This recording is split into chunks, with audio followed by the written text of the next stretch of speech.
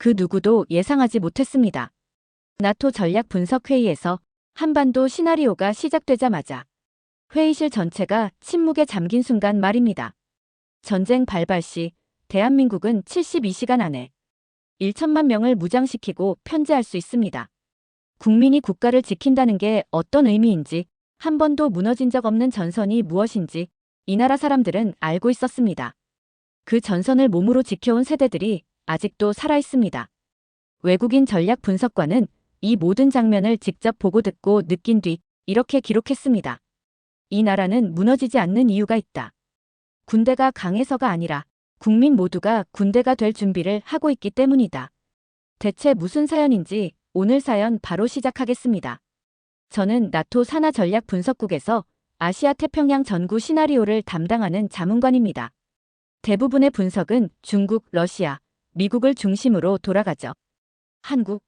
이전까지는 그냥 미국의 동맹국 그 이상도 이하도 아니었어요. 하지만 그날 이후로 저의 시각은 완전히 달라졌습니다. 2024년 봄, 브뤼셀에서 열린 전쟁 시뮬레이션 브리핑이 있었습니다. 주제는 중국의 대만 침공 시 한반도 확정 가능성에 대한 나토 대응이었죠. 미국이 개입하고 일본 자위대는 방어적 태세를 유지하며 중국은 동북 삼성 지역에서 병력을 재배치하는 익숙한 그림이었습니다. 그런데 한국 파트에서 발표자가 말했습니다. 전시 72시간 내 한국은 1천만 명을 무장시킬 수 있습니다. 순간 회의실이 술렁였어요. 1천만 명이라고? 장난하는 줄 알았죠. 무장단체도 아니고 국가 단위에서 말입니다.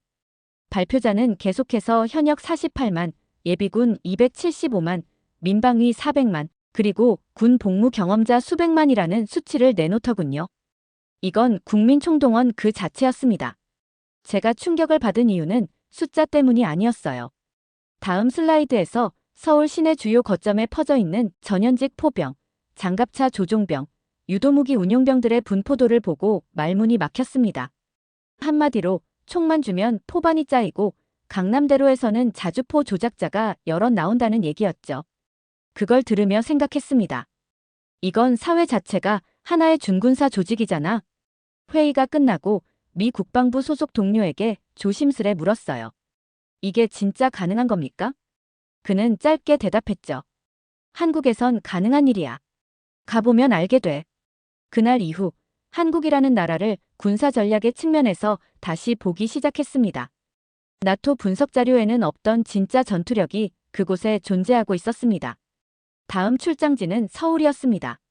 그들이 말하는 국민 총동원이 실제로 무엇을 의미하는지 직접 보고 느끼기로 했죠. 한국에 도착한 지 이틀 만에 경기도 모처의 예비군 훈련장을 찾았어요. 그곳에서 본 것은 민방위 훈련이 아니었습니다. 그건 하나의 전시 전투부대였죠. 군복만 안 입었을 뿐이었습니다. 처음엔 괜히 걱정했나 싶었어요. 사복 차림의 아저씨들이 3-3-5 모여 앉아 라면을 먹고 농담을 주고받고 있었거든요. 저 사람들 중 누가 전시 병력이라는 거지. 하지만 훈련 사이렌이 울리는 순간 모든 게 바뀌었습니다. 놀랍게도 몇 초도 안 되어 그들은 일사불란하게 조를 나누고 K2 소총 실물 모형을 분해하고 조립하며 가상의 적 상황에 맞춰 전술 구보를 시작했어요. 그 안에는 20대부터 40대까지 다양한 연령의 남성들이 있었고 어떤 이는 슬쩍 손목을 돌리며 아직도 사격 자세는 몸이 기억하네요 라고 말했습니다. 저는 혀를 내둘렀어요. 그 중에서 특히 제 시선을 끈 인물이 있었습니다. 50대 중반으로 보이는 예비역 교관이었는데 GOP 전방 출신의 포병이었죠. 그분은 말했어요. 우리는 총이 없을 뿐 기억도, 전술도, 전우의 위치도 다 기억하고 있습니다. 그 말이 머릿속에서 계속 맴돌았어요.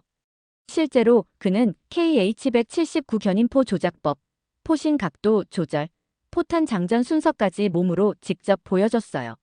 지금 이곳에 진짜 포 하나만 떨어지면 바로 포반이 편성되겠네요. 제가 그렇게 말하자 그는 태연하게 웃으며 이렇게 말했습니다. 서울 시내에서 155mm 다룰 줄 아시는 분. 소리만 지르면 포병대 하나는 나옵니다. 저는 그제서야 이 나라엔 예비군이 있다는 말의 진짜 무게를 실감하게 되었어요. 이들은 예비군이 아니라 실질적 잠복 전투원들이었습니다. 서울에 도착한 지 며칠 후 종로 카페에서 전직 예비역 몇 분과 인터뷰를 진행하게 되었어요. 그중 한 분은 포병 출신, 또 다른 분은 기갑장비 정비병 출신이었죠. 처음엔 편하게 이야기나 나눠보자는 생각이었는데 결과적으로는 제 전략 마인드를 뒤엎는 시간이 되고 말았습니다. KH-179 포 다룰 줄 아세요? 제가 무심코 그렇게 묻자 그분은 피식 웃으며 말했어요. 당연하죠. 제가 포반장이었거든요. 그 각도랑 장약 종류는 아직도 손이 기억합니다. 그 말에 또 다른 분이 받아쳤어요. 저는 조준수였는데요. 광화문에서 포 하나만 떨어지면 아마 10분 안에 포반 편성 가능할걸요. 서울에 저 같은 사람들 진짜 많아요. 순간 저는 실소가 나왔어요. 하지만 그들의 눈빛은 농담이 아니었습니다. 그날 저녁 저는 서울 포병 출신 예비역 비공식 커뮤니티를 찾아봤습니다. 155mm 운용 경험자 모임, 예비역 포반 연대기 같은 게시판이 정말 존재하더군요. 전역한 지 15년 됐지만 포는 몸이 기억함. 사격각 조절, 평지에서 장약 사후 기준 각도는 아직도 외움. 그런 글들이 쏟아졌어요. 저는 진심으로 놀랐습니다. 이건 전투기 조종사들이 모여서 공중전 시뮬레이션하는 수준인데 한국의 예비 전력에 대한 이해를 더 넓히기 위해 저는 서울 곳곳을 돌아다니기 시작했습니다. 강남역 근처 대형 서점에서는 군사 전략 관련 책들이 진열되어 있었고 그곳에서 우연히 만난 40대 남성은 자신을 그냥 평범한 회사원이라고 소개했어요. 대화를 나누다 보니 그는 육군 포병여단 출신으로 자신의 전문 분야가 K9 자주포 운용이었다고 했습니다. 놀라운 건 그가 말하는 방식이었어요. 자주포는 사실 기술적으로 복잡하지 않아요. 문제는 상황 판단이죠. 전장에서 어떤 목표물에 우선순위를 두고 어떤 각도로 포신을 조정할지. 그건 지금도 순간적으로 판단할 수 있을 겁니다. 그는 계속해서 말했어요. 우리 동네만 해도 포병 출신이 최소 30명은 있을 거예요. 아파트 주민 단톡방에 한 번은 농담 삼아 포병 모임 만들어 볼까요? 했더니 10명이 바로 반응하더군요. 이건 우연이 아니었습니다. 한국 사회 곳곳에 전투 경험과 군사 지식이 일상처럼 스며들어 있었어요. 강남의 화려한 빌딩 속에서도 언제든 총을 들 준비가 된 사람들이 살고 있었습니다.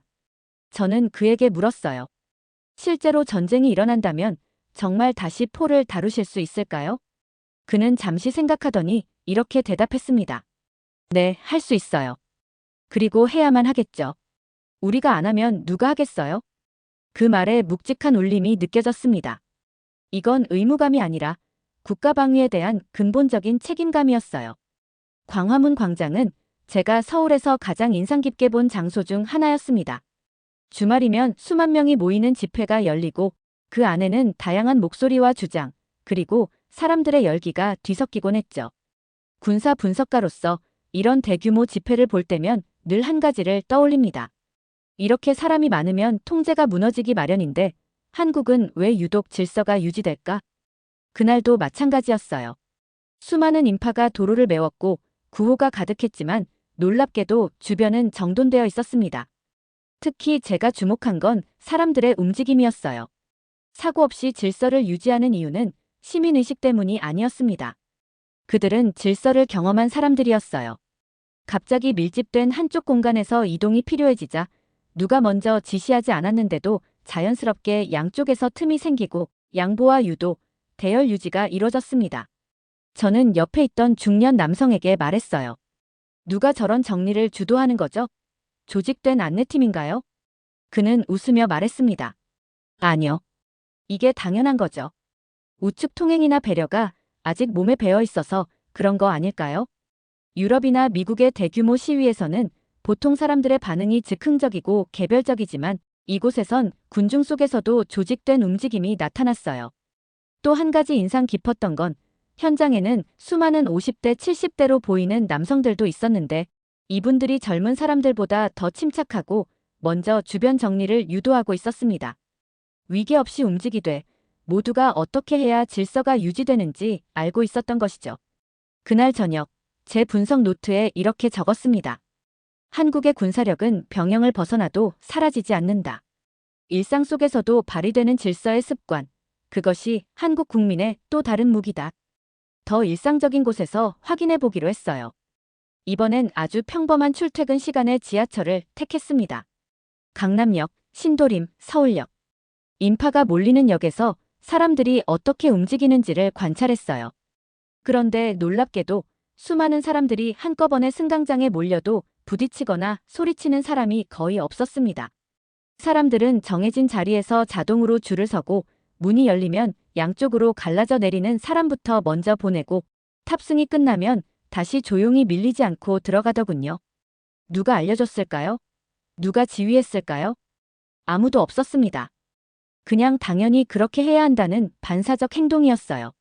저는 예비역 한 분에게 이 현상을 어떻게 보는지 물었습니다. 그분은 이렇게 말했어요. 군대에선 그런 걸 기본 동작이라고 하죠. 상황에 맞춰 내가 어떻게 움직여야 다른 사람이 원활하게 움직일 수 있는지 다들 몸으로 배웠으니까요. 전역하고 나면 그게 그냥 일상이 되는 거죠.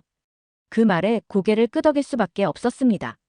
군 복무를 통해 형성된 자기 위치 파악력, 공간 감각, 질서 인지력, 이게 그대로 사회 속으로 스며들어 있다는 것, 그게 바로 이 나라가 가진 무형의 전투력이었죠.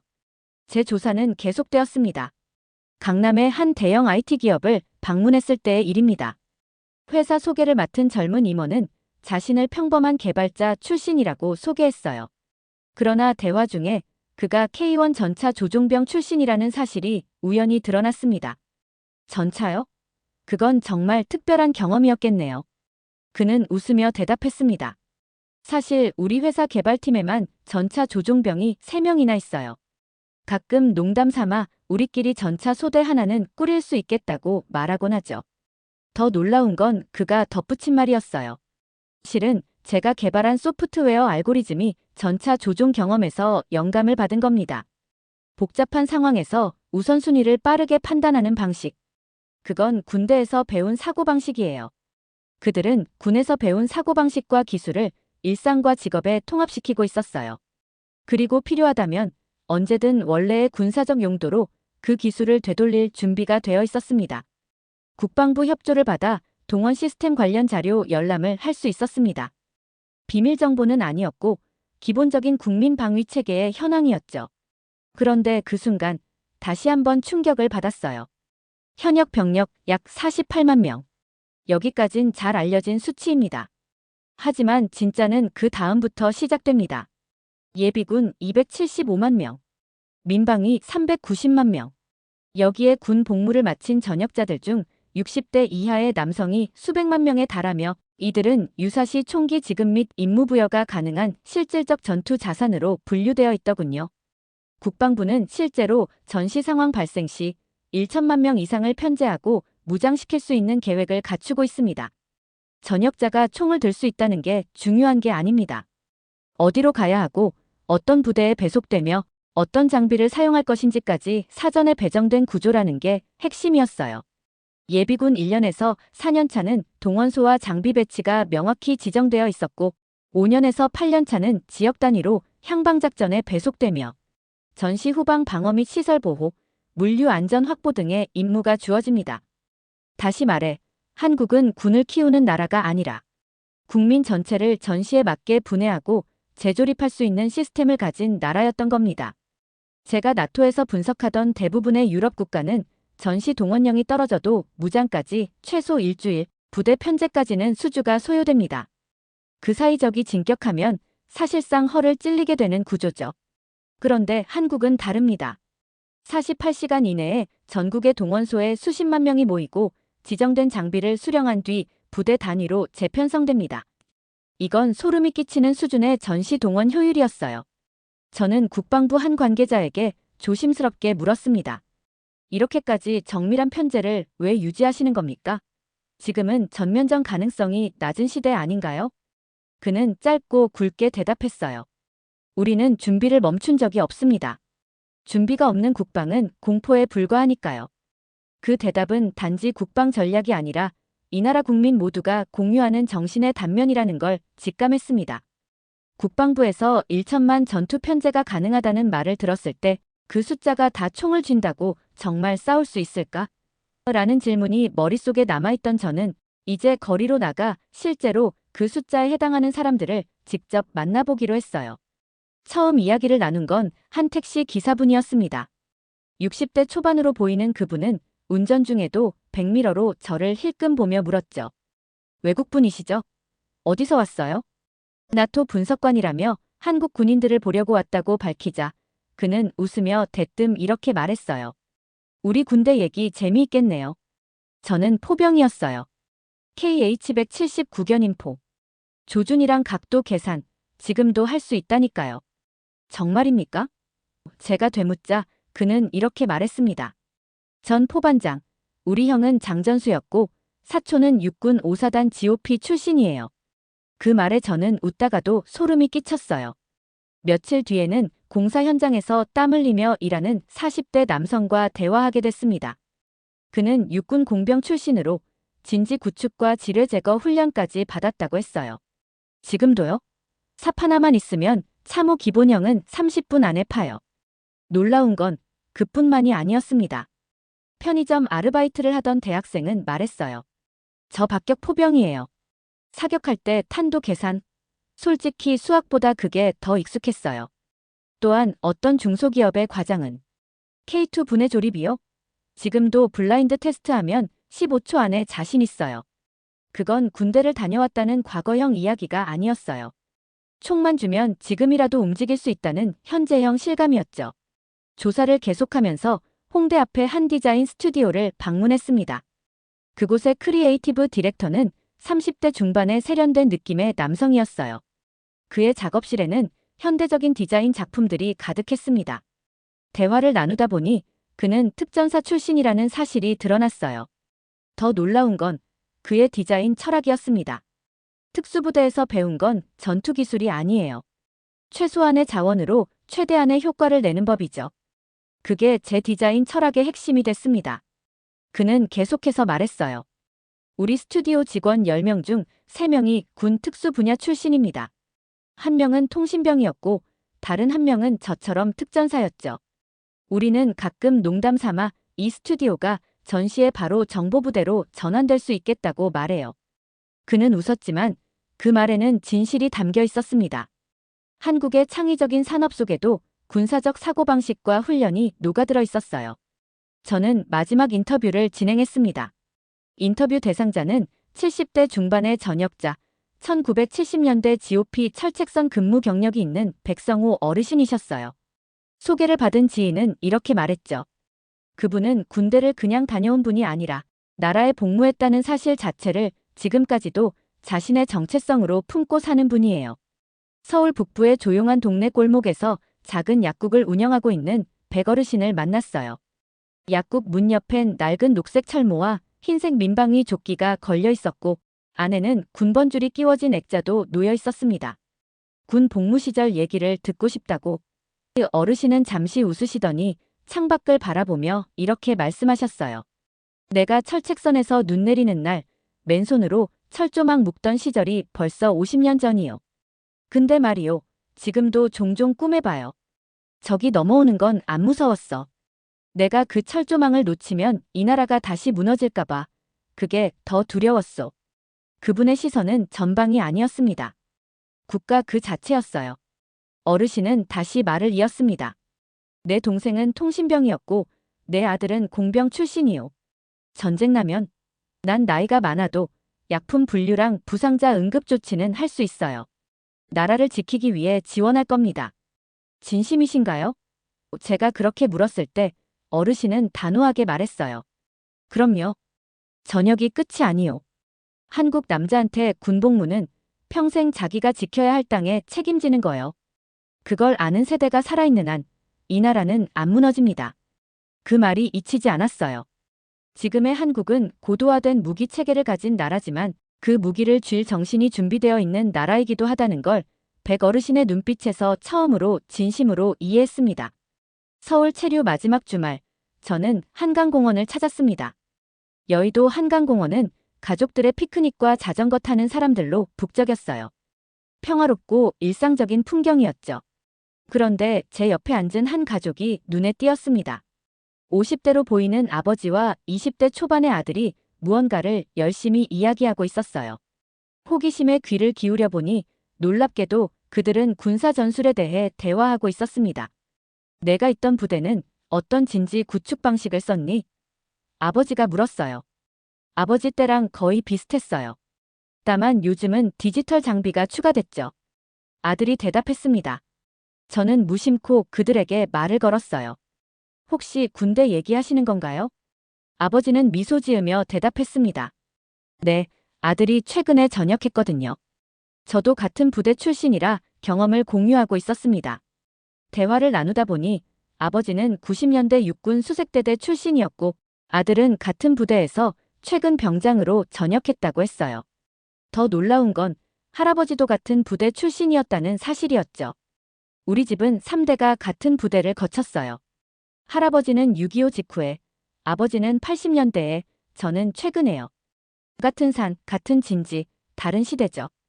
이건 우연이 아니었습니다. 한국에서는 군사적 경험과 지식이 가족 내에서 세대를 거쳐 전승되고 있었어요. 전투 기억과 기술이 DNA처럼 이어지는 사회였습니다. 아버지는 이렇게 덧붙였습니다. 아들이 입대할 때 제가 알려준 게 있어요. 산에서 방향을 잃었을 때 북쪽을 찾는 법, 추운 날 발이 얼지 않게 하는 방법. 그런 건 교범에 없거든요. 선배들에게 배우는 거죠. 그 순간 저는 한국의 또 다른 힘을 발견했습니다.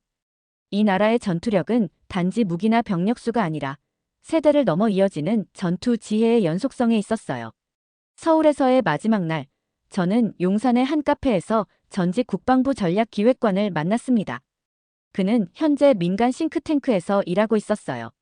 저는 그에게 지금까지 본 것들에 대한 제 생각을 솔직히 털어놓았습니다. 한국은 군대와 민간의 경계가 매우 모호한 것 같습니다. 이건 의도된 전략인가요? 그는 잠시 생각하더니 이렇게 말했어요. 그렇게 볼 수 있죠.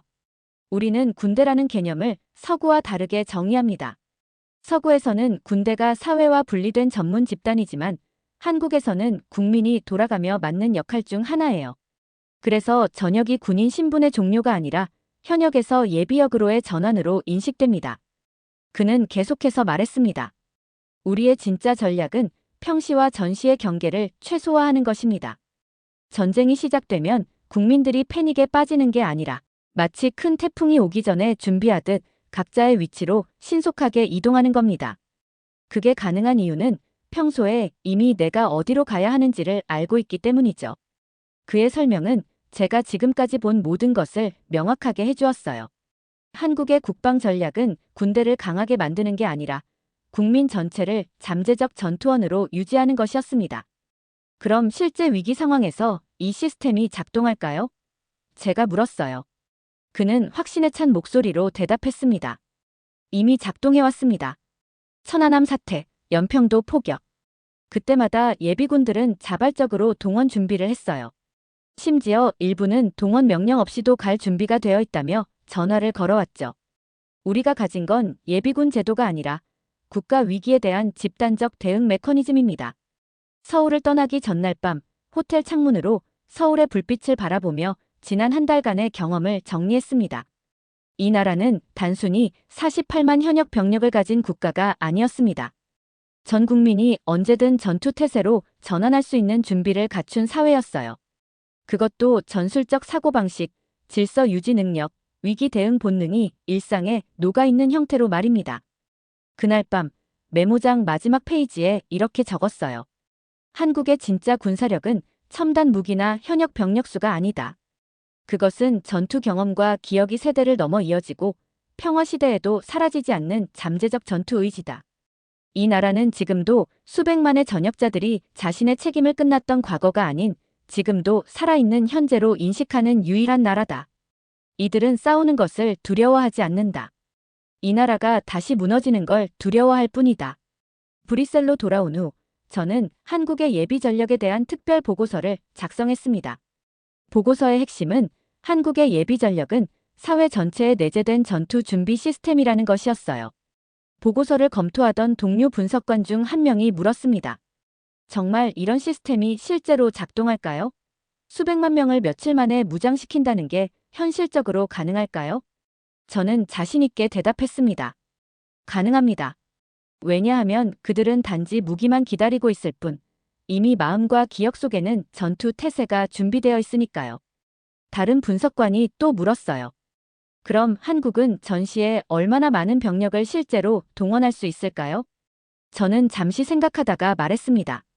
실질적으로는 한국 남성이라면 거의 모두가 어떤 형태로든 전투에 참여할 수 있을 겁니다. 그들에게 군 복무는 의무가 아니라 국가 존립의 근간이니까요. 그로부터 6개월 후 저는 다시 한국을 방문할 기회가 있었습니다. 한국을 두 번째 떠나기 전 인천공항에서 우연히 만난 70대 노신사와 대화를 나눴습니다. 그분은 제가 나토 분석관이라는 걸 알고는 이렇게 말씀하셨어요. 서양 사람들은 우리를 이해하기 어려울 겁니다. 우리가 왜 이렇게 군대에 집착하는지, 왜 평화 시대에도 전쟁 준비를 멈추지 않는지. 하지만 우리는 잊지 않습니다. 이 땅에 전쟁이 얼마나 쉽게 다시 올 수 있는지를. 그분은 잠시 생각에 잠기더니 이어서 말씀하셨습니다. 우리는 군인이 되는 게 아니라 군인이었다가 잠시 시민으로 돌아올 뿐입니다. 그리고 필요하다면 언제든 다시 군인이 될 준비가 되어 있죠. 그게 우리가 살아남은 방법이고 앞으로도 살아남을 방법입니다. 그 말에 깊은 울림을 느꼈어요. 저는 그제서야 한국의 진정한 국방력이 무엇인지 완전히 이해했습니다. 그것은 첨단 무기도 거대한 군사 예산도 아니었습니다. 그것은 평범한 일상 속에 스며든 언제든 싸울 준비가 되어 있다는 집단적 의지였어요. 저는 이제 믿습니다. 한국은 군대가 강한 나라가 아닙니다. 군대를 경험한 국민이 그 정신을 지키며 살아가는 나라입니다. 두 번째 사연 시작합니다. 한국은 조선소를 잘 만드는 나라가 아닙니다. 그들은 기술력으로 세계를 움직이고 문화로 사람들의 마음을 사로잡으며 정신력으로 기적을 만들어내는 민족입니다. 만약 조선소가 없었더라도 한국은 여전히 세계의 중심에서 굳건히 자리 잡았을 것입니다. 전 세계에서 운항 중인 선박 10척 중 3척은 한국에서 만든 엔진을 사용하고 있습니다. 반도체와 배터리 기술로 글로벌 경제를 지배하며 K 콘텐츠로 수많은 이들의 감정을 움직이고 있습니다. 그러나 이 모든 성과의 핵심은 기술력이 아닙니다. 그것은 한국이라는 나라, 그리고 그들의 불굴의 정신입니다. 전쟁의 폐허 속에서도 머리카락과 돼지털을 팔아 경제를 일으켰으며 IMF 위기 당시에는 국민들이 금반지와 결혼 예물을 내놓으며 나라를 구했습니다. 실패를 두려워하지 않는 근성과 끝없이 도전하는 정신으로 한국은 스스로의 한계를 뛰어넘었습니다. 한국을 얕보지 마십시오. 한국은 더 이상 누군가의 뒤를 따르는 나라가 아닙니다. 기술, 문화, 그리고 혁신의 선봉에서 미래를 설계하는 나라입니다. 세계가 멈춰도 한국은 앞으로 나아갈 것입니다. 한국이라는 이름 아래 그들은 오늘도 또 하나의 기적을 만들어가고 있습니다. 라고 말하는 미국 기자가 있습니다. 대체 무슨 사연인지 오늘 사연 바로 시작하겠습니다. 안녕하세요. 저는 마크 존슨, 미국의 경제 전문 매체에서 기자로 일하고 있습니다. 트럼프 대통령이 한국에 대해 한 발언을 처음 들었을 때만 해도 그냥 정치적 수사라고 생각했어요. 한국은 미국의 위대한 동맹이자 우리가 반드시 협력해야 할 핵심 파트너다. 트럼프 특유의 과장법이라고 넘기려 했지만 그날 이후 제게 한국은 미스터리 그 자체가 되었어요. 궁금증의 결정적 계기는 글로벌 무역 컨퍼런스에서 시작됐습니다. 한국이 조선업에서 세계적 강자라는 사실은 익히 알고 있었지만 발표 내용은 제 예상보다 훨씬 놀라웠어요. 발표자는 단호하게 말했습니다. 한국은 조선업, 반도체, 전기차 배터리, IT 기술까지 세계를 이끄는 경제 대국입니다. 발표를 듣는 내내 머릿속이 복잡했어요. 한국이 IT 기술 강국이라는 이야기는 들었지만 글로벌 리더라고 하기엔 조금 과장 아닌가. 발표가 끝난 뒤 동료 기자들에게 물었어요.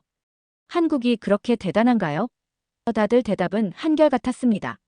마크, 넌 아직 한국을 모르는군. 기술력도 기술력이지만 한국은 그들만의 민족적 근성이 있어.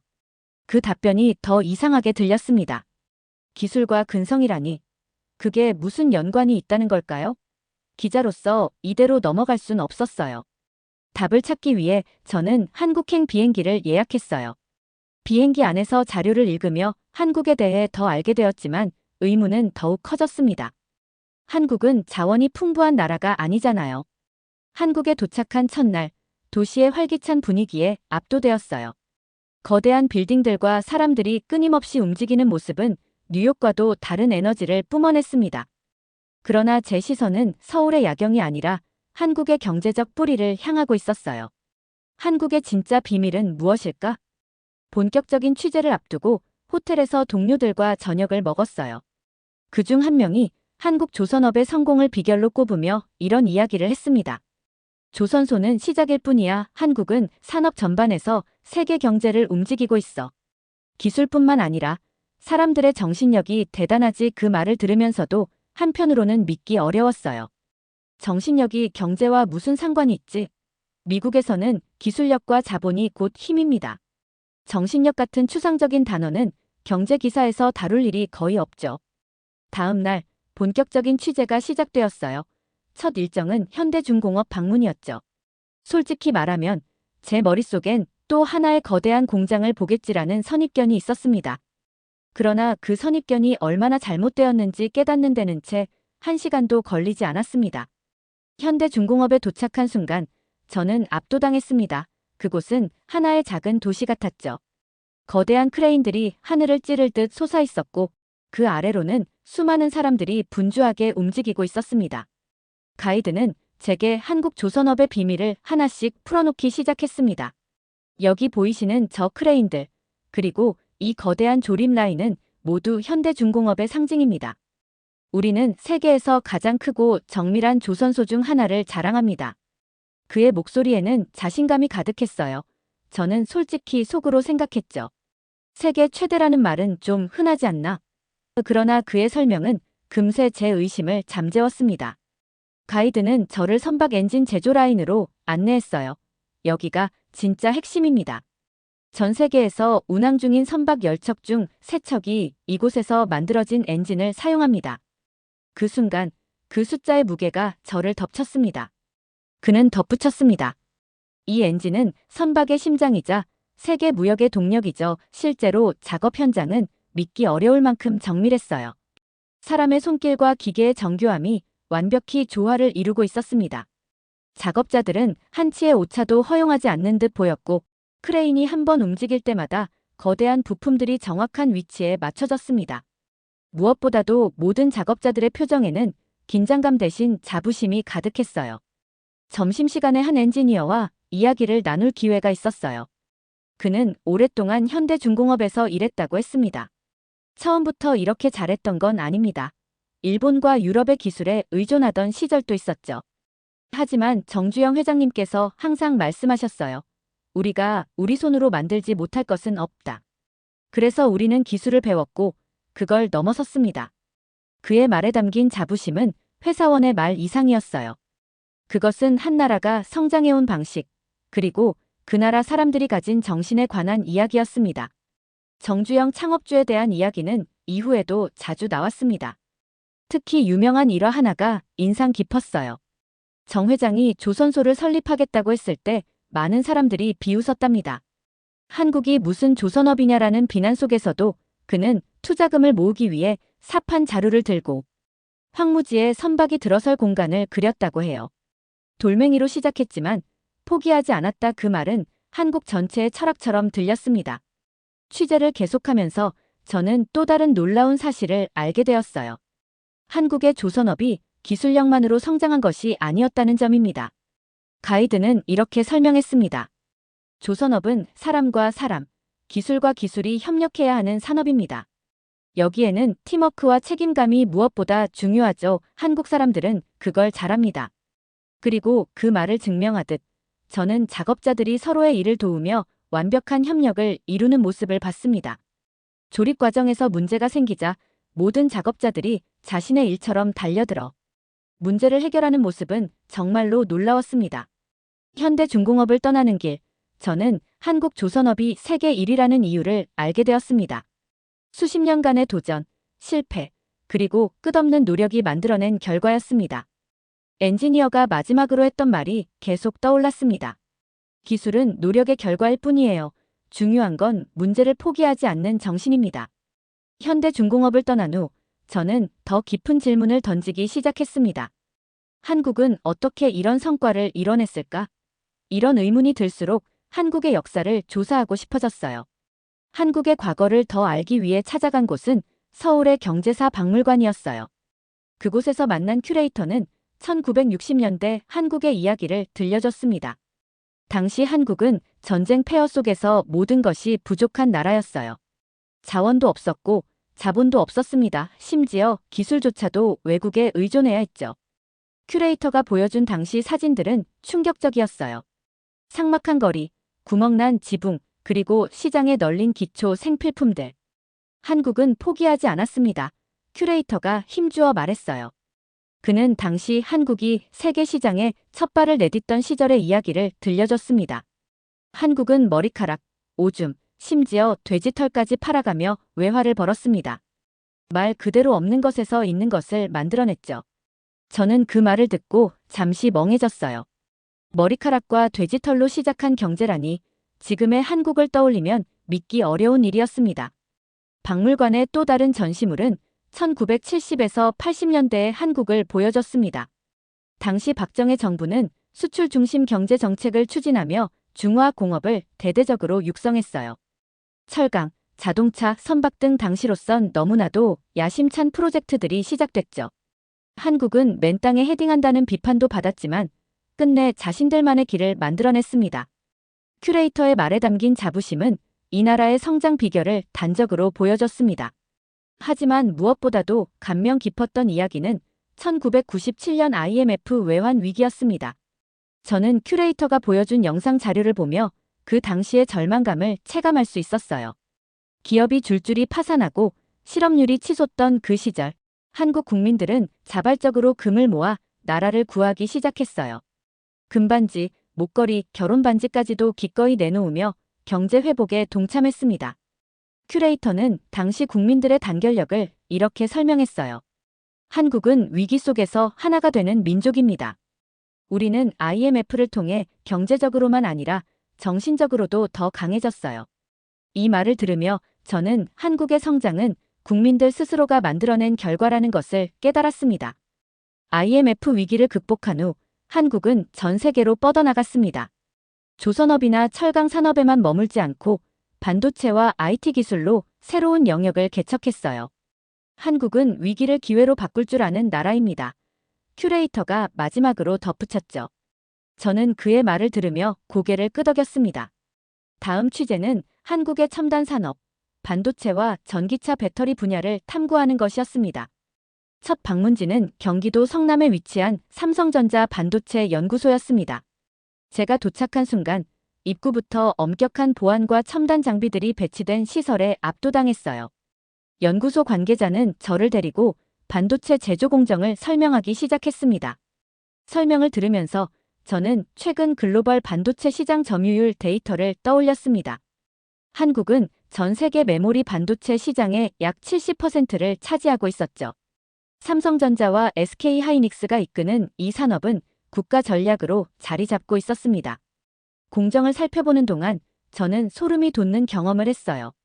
반도체 칩 하나를 만드는데 얼마나 정밀한 기술과 노력이 들어가는지 직접 확인했거든요.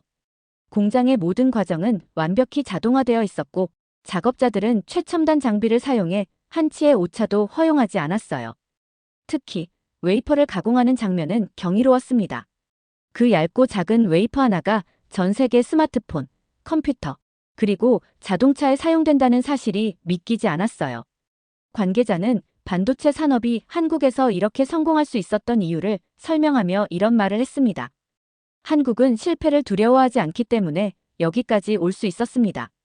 우리는 새로운 기술에 도전하고 수백 번 실패하더라도 끝까지 해내죠. 그의 말은 현대중공업에서 들었던 이야기와도 연결되는 듯 했어요. 다음 일정으로 저는 전기차 배터리 시장의 선두주자인 LG에너지솔루션을 방문했습니다. 이곳은 한국이 미래 산업을 선도하는 또 다른 무기를 가진 곳이었어요. 안내를 맡은 직원은 이렇게 말했습니다. 세계의 많은 사람들이 전기차가 미래라고 말합니다. 하지만 전기차는 배터리 없이는 움직일 수 없습니다. LG에너지솔루션과 삼성 SDI는 전 세계 전기차 배터리 시장의 30% 이상을 공급하며 기술력과 생산 규모에서 다른 국가들을 압도하고 있었습니다. 전기차 한 대당 배터리는 차량 가격의 약 40%를 차지합니다. 이 배터리를 만드는 기술력은 미래 이동수단의 핵심을 좌우합니다. 그의 설명을 들으며 한국이 따라가는 나라가 아니라 선도하는 나라라는 사실이 다시 한번 명확해졌습니다. LG의 테스트 시설에서 전기차 배터리가 얼마나 혹독한 테스트를 거치는지 직접 보면서 저는 한국이 왜 이 분야에서 세계적인 신뢰를 얻고 있는지 이해하게 되었습니다. 배터리 하나를 테스트하기 위해 수천 번의 충방전을 반복하며 모든 극한 환경에서 성능을 유지하는지 확인하는 모습은 정말 인상적이었어요. 한국의 조선업, 반도체, 그리고 배터리 산업에서 공통적으로 느낀 점이 있었습니다. 바로 한국 사람들은 실패를 두려워하지 않는다는 점이었어요. 저는 그들이 어떻게 이런 태도를 가지게 되었는지 궁금했습니다. 그래서 이번엔 한국의 대학과 연구소를 방문하기로 했습니다. 첫 일정은 서울에 있는 한 과학기술대학이었어요. 캠퍼스는 활기가 넘쳤고 학생들의 열정은 공기 중에서도 느껴질 정도였습니다. 가이드를 맡은 교수는 저를 연구실로 안내하며 이렇게 말했어요. 여기 있는 학생들 중 많은 이들이 실패를 경험할 겁니다. 하지만 우리는 그 실패를 통해 성장한다고 믿습니다. 그 말은 제게 큰 충격이었어요. 미국에서는 실패가 흔히 낙오로 간주되곤 하죠. 하지만 여기서는 실패를 하나의 과정으로 받아들이고 그것을 통해 더 나은 결과를 만들어낸다는 점이 놀라웠습니다. 연구실에서는 신소재 개발에 열중하고 있는 학생들과 이야기를 나눌 기회가 있었어요. 그중 한 학생이 했던 말이 아직도 잊히지 않습니다. 저는 연구에서 수십 번 실패했어요. 하지만 그때마다 교수님께서 실패가 곧 성공으로 가는 길이라고 말씀하셨죠. 그 학생의 눈빛에는 확신과 열정이 가득했어요. 대학을 떠난 후 저는 정부주도 연구소를 방문했습니다. 이곳은 최첨단 기술 연구와 혁신의 중심지로 알려져 있었죠. 연구소에 도착하자마자 저는 첨단 장비와 정교하게 짜여진 실험실에 압도당했습니다. 관계자는 한국의 연구 문화에 대해 설명하며 이렇게 말했습니다. 한국은 자원이 부족합니다. 그래서 우리는 사람과 지식에 의존할 수밖에 없었습니다. 그는 이어서 한국 연구진들이 어떻게 글로벌 프로젝트에서 주도적인 역할을 맡고 있는지에 대해 설명했어요. 특히 한국이 최근 몇 년간 신소재 개발, 우주항공 기술, 그리고 AI 분야에서 빠르게 두각을 나타내고 있다는 점은 저를 또 한 번 놀라게 했습니다. 연구소의 한 엔지니어와 대화를 나누던 중 그는 한국의 독특한 협동 문화를 이야기했어요. 우리는 개개인의 성취보다는 팀 전체의 성과를 중요하게 생각합니다. 이 때문에 우리는 어떤 문제든 함께 해결하려고 노력하죠. 실패가 발생하면 그것은 한 사람의 잘못이 아니라 모두가 해결해야 할 도전으로 여깁니다. 그의 말을 들으며 저는 현대중공업 조선소에서 봤던 작업자들의 모습이 떠올랐습니다. 문제가 발생했을 때 모두가 함께 해결에 나섰던 그 장면이요. 이것이 산업 현장에서만 나타나는 것이 아니라 한국 사회 전반에 흐르는 정신이라는 것을 알게 되었습니다. 한국에서의 마지막 며칠 동안 한국의 또 다른 강력한 무기를 놓칠 수 없었어요. 바로 K 콘텐츠였습니다. K-드라마, 영화, 음악이 전 세계적으로 엄청난 영향력을 끼치고 있다는 사실은 누구나 알고 있지만 그 이면에 숨겨진 힘을 탐구하고 싶었어요. 첫 일정은 대형 기획사였습니다. 이곳은 K-팝 열풍의 중심지였죠. 회사 관계자는 이렇게 말했습니다. 우리는 문화 자체를 창조합니다. 이 문화가 전 세계 팬들에게 공감을 얻고 연결고리가 되는 것이죠. 사무실을 둘러보며 저는 그들의 작업 환경과 태도에 깊은 인상을 받았습니다. 음악, 퍼포먼스, 영상 등 모든 것이 완벽하게 기획되고 조화를 이루는 모습이었어요. 각 분야의 전문가들이 매 순간 혁신을 추구하며 협력하고 있었죠. 관계자는 설명을 이어갔습니다. K-팝은 한국의 정서와 가치, 그리고 끊임없는 노력의 결과입니다. 우리는 팬들에게 감동을 주기 위해 끝없이 고민합니다. 이 기획사의 연습실에서 만난 한 연습생은 5년째 데뷔를 준비 중이라고 했습니다. 그는 이렇게 말했어요. 매일 실패하고 넘어지지만 여기서 포기하면 끝이라는 걸 알아요. 그래서 더 열심히 연습해요. 그의 이야기를 들으며 저는 K-팝이 우연의 산물이 아니라는 것을 깨달았어요. 다음으로 저는 영화와 드라마 제작 현장을 취재하기 위해 한국의 한 스튜디오를 방문했습니다. 이곳은 넷플릭스와 같은 글로벌 플랫폼에 공급되는 K-드라마의 촬영지였어요. 감독은 제게 이렇게 말했습니다. 한국 드라마가 세계적으로 성공하는 이유는 이야기에 있습니다. 우리는 재미있는 이야기를 넘어 사람들이 공감할 수 있는 감정을 전달하려 합니다. 그는 한국 드라마의 특징으로 한을 꼽았어요. 한국인들은 오랜 시간 동안 많은 고난을 겪어왔습니다. 그 감정이 우리의 작품에 담겨 있습니다. 그리고 이 한을 극복하는 과정이 전 세계 사람들에게 울림을 주는 거죠. 감독의 말대로 드라마의 주인공들은 늘 역경을 겪지만 결국 이를 이겨내고 자신만의 길을 찾아갑니다. 다음 일정은 한류 팬들이 많이 모이는 홍대의 한 카페였습니다. 전 세계에서 온 팬들이 모여 K-팝과 K-드라마에 대해 이야기를 나누고 있었어요. 그들 중 한 독일인 팬은 이렇게 말했습니다. 한국 콘텐츠는 사람들이 살아가는 이야기가 담겨 있어요. K 콘텐츠의 성공은 한국이라는 나라와 사람들의 정체성을 전 세계에 알리는 역할을 하고 있었어요. 그들은 단지 팔리는 콘텐츠를 만드는 것이 아니라 자신들의 가치를 이야기하고 전 세계 사람들과 감정적으로 연결되고 있었습니다. 저는 다시금 생각했습니다. K 콘텐츠의 진짜 힘은 무엇일까? 그것은 아마도 한국인 특유의 정서와 노력, 그리고 실패를 두려워하지 않는 근성에서 비롯된 것이 아닐까요? 한국에서의 마지막 취재를 준비하며 저는 머릿속에서 트럼프 전 대통령의 발언을 되새겼습니다. 한국은 우리가 반드시 협력해야 할 동맹이다. 이 문장은 정치적인 외교 수사로만 들리던 말이었지만 이제는 그 의미가 조금씩 명확해지고 있었습니다. 한국은 조선업, 첨단 기술, 그리고 K 콘텐츠까지 다방면에서 세계를 움직이는 중요한 축이었어요. 그렇다면 왜 트럼프가 굳이 한국을 콕 집어 이런 발언을 했을까요? 이 질문에 대한 답을 얻기 위해 마지막 취재지를 찾았습니다. 그곳은 인천항에 위치한 글로벌 물류센터였습니다. 한국이 전 세계 물류의 중심지로 자리 잡은 이유를 이해하기 위해서였죠. 도착하자마자 거대한 컨테이너 선들이 늘어선 항구가 눈에 들어왔습니다. 이곳에서 매일 수천 개의 컨테이너가 전 세계로 이동하고 있었어요. 한국은 아시아 물류의 허브입니다. 중국, 일본, 동남아를 연결하는 중심에 있기 때문이죠. 항만 관리자는 이렇게 말하며 항구의 역할을 설명해줬습니다. 하지만 지리적 위치 때문만은 아니었습니다. 그는 이어서 이렇게 말했어요. 우리가 이 역할을 할 수 있는 건 효율성과 기술력 덕분입니다. 한국의 물류 시스템은 세계에서 가장 정교합니다. 여기서는 단 1시간의 지연도 용납되지 않습니다. 그 말대로 물류센터는 군대처럼 조직적으로 움직이고 있었어요. 컨테이너가 크레인으로 선박에 실리는 과정은 한편의 춤 같았습니다. 모든 것이 철저히 계산되어 있었죠. 항구를 둘러보는 동안 저는 한국이 물건을 만들어낼 뿐 아니라 그것을 세계로 가장 효율적으로 전달하는 나라라는 점을 실감했습니다. 트럼프의 발언이 머릿속에 다시 떠올랐습니다. 한국이 없다면 글로벌 경제는 멈출 수도 있다. 이 말이 과장이 아니란 생각이 들었어요. 다음으로 저는 한국과 미국 간의 경제 협력 현황을 더 잘 이해하기 위해 한 경제 전문가를 인터뷰했습니다. 그는 한국이 미국에게 왜 중요한 파트너인지 자세히 설명했습니다. 한국은 미국의 주요 기업들과 전략적으로 협력하고 있어요.